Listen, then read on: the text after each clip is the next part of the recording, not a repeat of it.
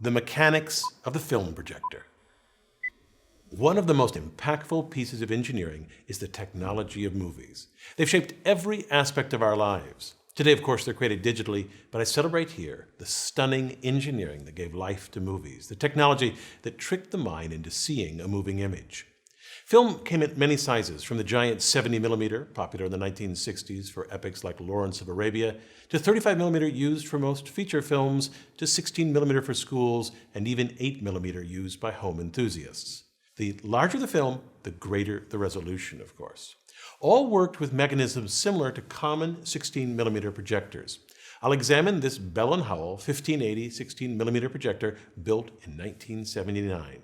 We'll look at the shuttle that starts and stops the film, the shutter that strategically blocks light, and the photosensor that reads the sound, all of which operate in harmony. To create the illusion of movement, a series of still images, the film, is pulled off the supply reel, threaded in between the lamp and lens so the image can be projected, then run across the sound drum, and finally coiled onto the take-up reel. However, it isn't as simple as that sounds. To see why, here's what happens if you just move the film continuously past the projector's lamp. What you see is a blur. You can just make out the images. Here's what really happens shown in slow motion. A frame appears on the screen, not moving, then the screen goes blank, and then the next frame is projected on the screen. The projector must hold the image on the screen for a moment and then cover up the image while the film moves to the next frame. Two mechanisms do this. First, the shuttle. The shuttle has 3 teeth which engage the sprocket holes in the film. The shuttle moves back to disengage from the film, then moves up, then forward to engage the film, then moves down, pulling the film with it. The film is stationary most of the time and only moves when the shuttle is moving down. This is the intermittent motion of the film necessary to avoid blurring of the projected image. Here is slow motion footage of the shuttle moving up and down intermittently. From this angle, you clearly see the shuttle move forward and back to engage and disengage from the film. 2 shuttle arms hold the teeth of the shuttle in place. In between the arms is an eccentric cam. This cam rotates with an axle and moves the shuttle arms up and down. The outline of the cam has a constant width so that the distance between the arms doesn't change. The cam shape holds the shuttle steady at the top and bottom of its travel. To see how the shuttle moves forward and backward, let's look down from above. The shuttle arms act like a third-class lever. They pivot on one end, and at the other end, a spring force pushes them forward, and an effort forces them backwards. This backwards effort is created by a disc tilted a few degrees off of the axle. When the axle turns, the disc wobbles. A horizontal post connected to the shuttle arms is pressed into contact with the wobbling disc by the spring force.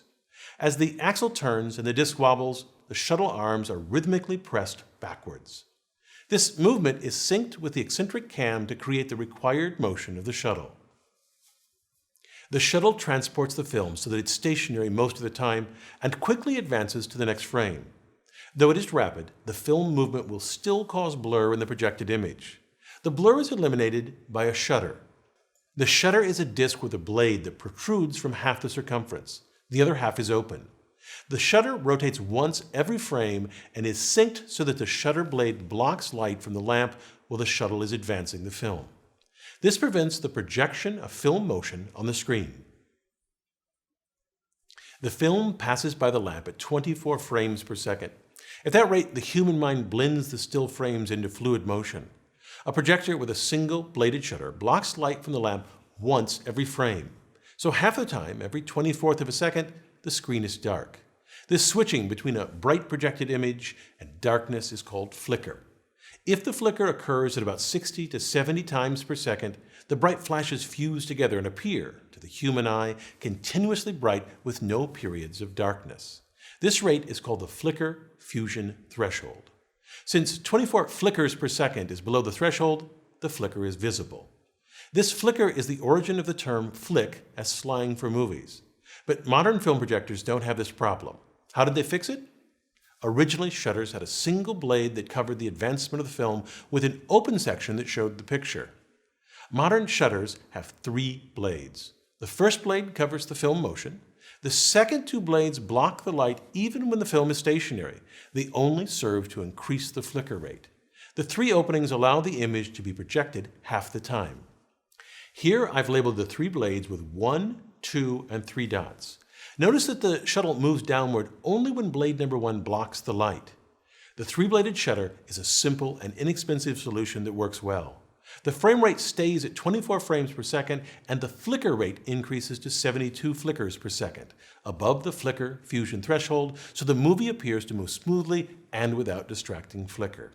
This means if you watch a film in slow motion, you will see a single frame is flashed on the screen 3 times before the next frame appears.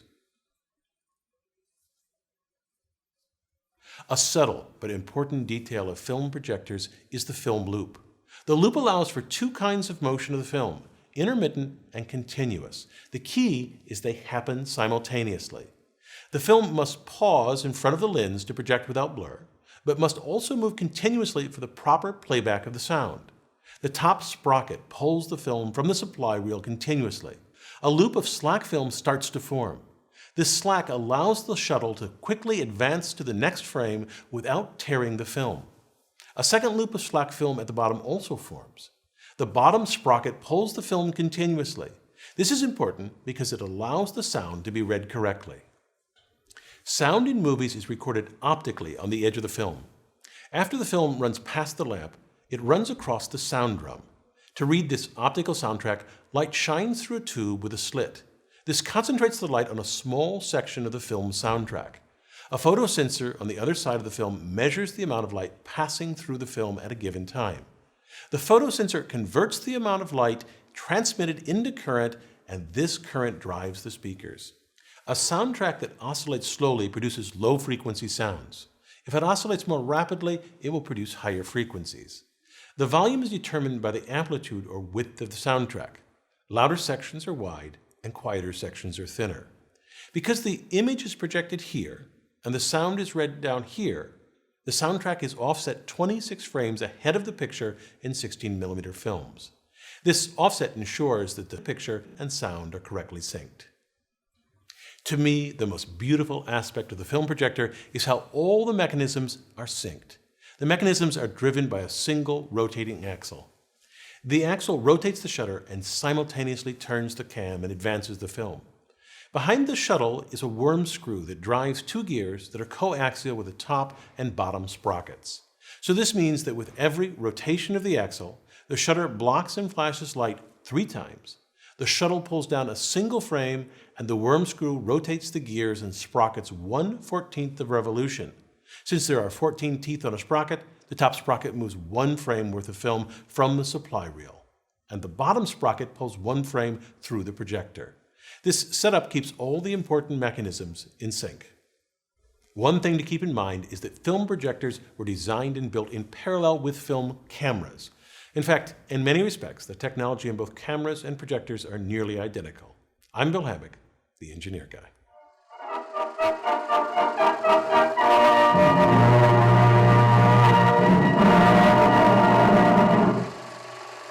Thank you to our advanced viewers who helped shape this video.